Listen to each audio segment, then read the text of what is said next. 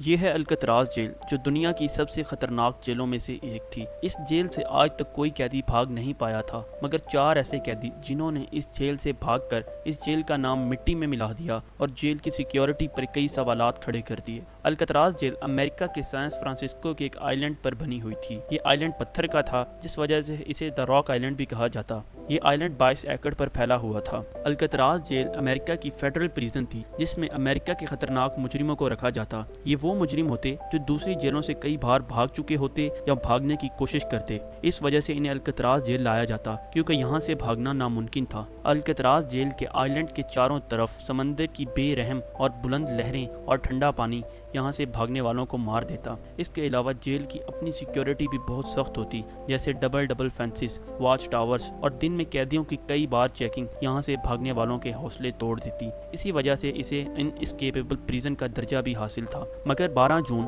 1962 کا سورج اپنے ساتھ ایک ایسی خبر لے کر آیا جس نے اس جیل کی بنیادوں کو ہلا کر رکھ دیا اور اس سے ان اسکیپیبل پریزن کا درجہ چھین لیا۔ اس دن اس جیل سے 3 قیدی بھاگ چکے تھے۔ یہ قیدی تھے ایلن ویسٹ، فرینک موریس، جان اینگلن اور کلیرنس اینگلن۔ ان میں جان اینگلن اور کلیرنس اینگلن دونوں سگے بھائی تھے۔ ان چاروں قیدیوں میں 2 باتیں سیم تھی۔ ایک یہ کہ یہ چاروں چور تھے، دوسری بات یہ کہ یہ اپنی پچھلی جیلوں سے کئی بار بھاگنے کی کوشش کر چکے تھے۔ اسی وجہ سے انہیں اس بار الکتراز جیل بھیجا گیا۔ ان چاروں کی خصوصیات ایک جیسی ہونے کی وجہ سے ان چاروں میں بہت جلدی دوستی ہو گئی، اور یہ جب بھی آپس میں کہیں باہر ملتے، میس پہ ملتے یا کسی دوسری ایکٹیویٹی میں ملتے، تو چپکے یہاں سے بھاگنے کے طریقے سوچنے لگتے۔ جلد ہی ان کی قسمت نے ان کا ساتھ دیا اور انہیں پتہ چل گیا کہ جیل کے بی بلاک کی جو وینٹیلیشن ونڈو ہے، اس کے پیچھے کنکریٹ کی کوئی دیوار نہیں، اور ساتھ ہی انہیں یہ بھی معلوم ہوا کہ اس کے پیچھے ایک ونڈو ہے جس سے بڑے بڑے پائپ چھت پر جاتے ہیں۔ کسی نہ کسی طرح یہ لوگ جیل کے عملے کو منا کر اس بی بلاک میں شفٹ ہو گئے۔ وہاں پر انہوں نے اصل پلان بنایا، کسی نہ کسی طرح اس وینٹیلیشن ونڈو سے دوسری طرف ایک سوراخ بنایا جائے جس سے یہ گیلری میں چلے جائیں اور گیلری سے پائپ لے کر چھت پر نکل جائیں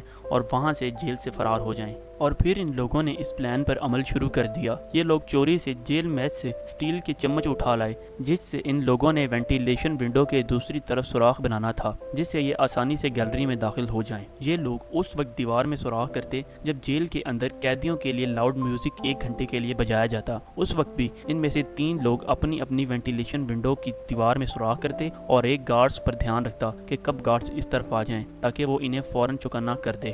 گارڈ کی نظر سے مزید بچنے کے لیے ان لوگوں نے فیک پلاسٹک اور گتے کی وینٹیلیشن ونڈو بنائی تاکہ جہاں سے یہ لوگ سوراخ بنا رہے ہوں اسے کور کر دیں تاکہ کسی کی بھی وہاں پر نظر نہ جائے۔ اس طرح دن ہفتوں میں بدل گئے اور ہفتے مہینوں میں۔ ان لوگوں نے اتنا سوراخ بنا لیا کہ یہ ایک ایک کر کے آسانی سے دوسری طرف جا سکتے تھے۔ جیل کے اندر سے بھاگنے کا طریقہ تو ان کے پاس تھا کہ یہ جب چاہیں یہاں سے بھاگ جائیں، مگر آئیلینڈ سے بھاگنا کوئی آسان کام نہیں تھا، کیونکہ سمندر کی لہریں بہت تیز تھی اور پانی بہت ٹھنڈا۔ اور پھر ان لوگوں نے فیصلہ کیا کہ یہ لوگ ایک کشتی بنائیں گے اور کچھ لائف جیکٹس بنائیں گے جس کی مدد سے یہ آئیلینڈ کی دوسری طرف جا سکیں۔ اب اس کام کے لیے انہیں ایک جگہ چاہیے تھی، تو انہوں نے یہ پلان بنایا کہ یہ وینٹیلیشن والی گیلری کے اندر ایک چھوٹی سی ورک شاپ بنائیں گے تاکہ وہاں پر آسانی سے ایک لائف بوٹ بنا سکیں۔ اب ان کے دماغ میں ایک اور چیز آئی کہ ان کو اپنے سیل میں نہ پا کر گارڈ چوکنا ہو جائیں گے اور وہ انہیں آسانی سے پکڑ لیں گے اور ان کا سارا پلان چوپٹ ہو جائے گا۔ تو ان لوگوں نے فیصلہ کیا کہ یہ لوگ اپنے ڈمی فیسز بنائیں گے تاکہ رات کے وقت جب یہ لوگ ورک شاپ میں کام کر رہے ہوں تو گارڈز کو پتہ لگے کہ یہ لوگ سو رہے ہیں۔ ان لوگوں نے ٹوائلٹ پیپر، صابن اور جیل کی نائی کی دکان سے کچھ بال اٹھا لیے، جس کی مدد سے ان لوگوں نے فیک ڈمی فیسز تیار کر لیے۔ جب یہ لوگ رات کے وقت اپنی ورک شاپ میں کام کرتے تو یہ اپنی جگہ پر ان ڈمی فیسز کو رکھ دیتے اور بلینکٹ اور دوسرے ساز و سامان کے ساتھ پورا ایک آدمی کا ڈمی بنا دیتے اور اس کو کمبل سے کور کر دیتے تاکہ کوئی بھی گارڈ آئے اسے یہی لگے کہ یہ لوگ سو رہے ہیں۔ 11 جون 1962 کی رات ان کے ساتھی فرینک موریس نے انہیں کہا کہ ہم لوگ آج رات ہی یہاں سے بھاگیں گے۔ پھر یہ لوگ ایک ایک کر کے وینٹیلیشن ونڈو والے سوراخ سے دوسری طرف پہنچے، مگر ان کا ایک ساتھی ایلن ویسٹ اسی سوراخ میں پھنس گیا کیونکہ اس کے سیل کا وینٹیلیشن سوراخ ابھی چھوٹا تھا۔ اس نے بہت کوشش کی کہ وہ اس سوراخ کو جلدی سے بڑا کر لے، مگر اس کی قسمت بہت خراب تھی۔ اس کے ساتھیوں نے بھی گیلری میں جا کر دوسری طرف سے اسے کھینچنے کی کوشش کی، مگر وہ نہ آ سکا۔ پھر ان تینوں نے فیصلہ کیا किया कि वो लोग ही वहाँ से भागेंगे। फिर उन लोगों ने अपनी गैलरी वाली वर्कशॉप से अपनी लाइफ बोट ली, अपनी जैकेट ली और पाइप की मदद से छत पर पहुंचे और छत से एक पाइप के जरिए नीचे आ गए। और देखते ही देखते उन्होंने वॉच टावर से बचते हुए डबल फेंस पार की और आइलैंड के किनारे जा पहुंचे। उन्होंने जल्दी से समंदर में अपनी लाइफ बोट उतारी, उसमें बैठे और वहां से निकल गए। 12 जून 1962 के दिन जब कैदियों की गिनती की गई तो उनमें 3 कैदी कम थे।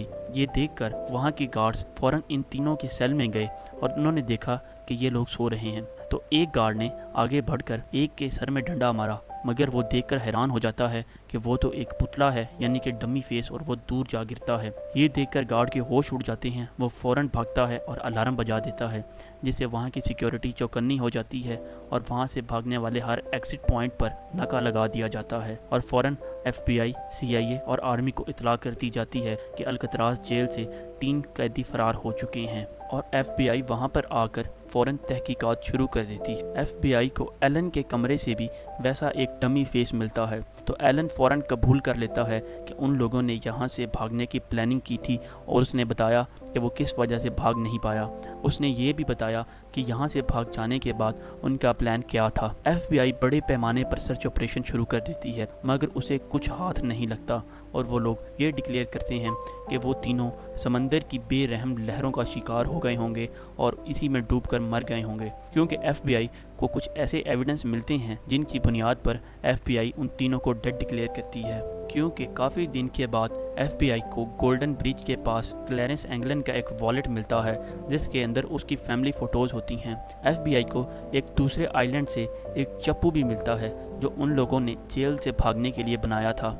इसके अलावा FBI को एक आइलैंड के पास एक लाइफ जैकेट भी मिलती है और FBI को एक और रिपोर्ट भी मिलती है कि काफ़ी दिन बाद वहाँ से एक नॉर्वेजियन बहरी जहाज़ गुजरता है जिन लोगों ने एक जेल कैदी की यूनिफॉर्म में एक लाश तैरती हुई देखी। इन तमाम चीज़ों को देखते हुए ही FBI ने इन्हें डेड डिक्लेयर कर दिया। मगर यहीं पर कुछ लोगों का ये भी मानना था कि ये तीनों वहाँ से भागने में कामयाब हुए थे, क्योंकि मदर्स डे पर जॉन एंगलन और क्लेरेंस एंगलन की वालदा को कोई अक्सर फूल भेजा करते जिनमें उसकी ज़िंदगी के लिए लंबी दुआएं भी की जाती। और जब क्लेरेंस एंगलन और जॉन एंगलन की वालदा फौत हुई, वहाँ पर 2 लेडीज़ को भी देखा गया जो दिखने में बहुत अजीब थी, जिन्हें कोई भी फैमिली मेम्बर्स नहीं जानता था। लोगों का ये भी मानना था कि ये जॉन एंगलन और क्लेरेंस एंगलन अपना भेस बदल कर आए थे। इसी तरीके से जब जॉन एंगलन और क्लेरेंस एंगलन के बड़े भाई की वफ़ात हुई तो उसने अपनी फैमिली को वफ़ात से चंद दिन पहले ये बताया था कि जॉन और क्लेरेंस दोनों ठीक हैं और वो जेल से भागने में कामयाब हो गए थे। तकरीबन काफ़ी अरसा गुजर जाने के बाद अमेरिका की पुलिस को एक लेटर मिलता है जिसमें ये लिखा होता है कि मैं जेल से भागने में कामयाब हो गया था और मैं फ्रैंक मॉरिस हूँ। मेरी उम्र 90 साल हो चुकी है। मैं कैंसर का मरीज़ हूँ और मैं सरेंडर करने के लिए तैयार हूँ। मेरी शर्त यह है कि मेरा इलाज करवाया जाए। मगर वहाँ की पुलिस ने इस केस पर दोबारा तवज्जो देने की बजाय इसे बंद रखना ही बेहतर समझा और उन्होंने इस लेटर का कोई जवाब नहीं दिया। दोस्तों, ये थी उन 4 लोगों की कहानी जिनमें से 3 तो अल्कतराज जेल से भाग जाते हैं मगर चौथा वहीं रह जाता है। दोस्तों, अगर आपको हमारी वीडियो अच्छी लगी हो तो वीडियो को लाइक करें और चैनल को सब्सक्राइब करें ताकि मज़ीद इन्फॉर्मेटिव वीडियोस आप तक जल्द से जल्द पहुंच सकें। और अगर आप दुनिया की सबसे बड़ी चोरी के बारे में जानना चाहते हैं तो ऊपर दी गई वीडियो पर क्लिक करें।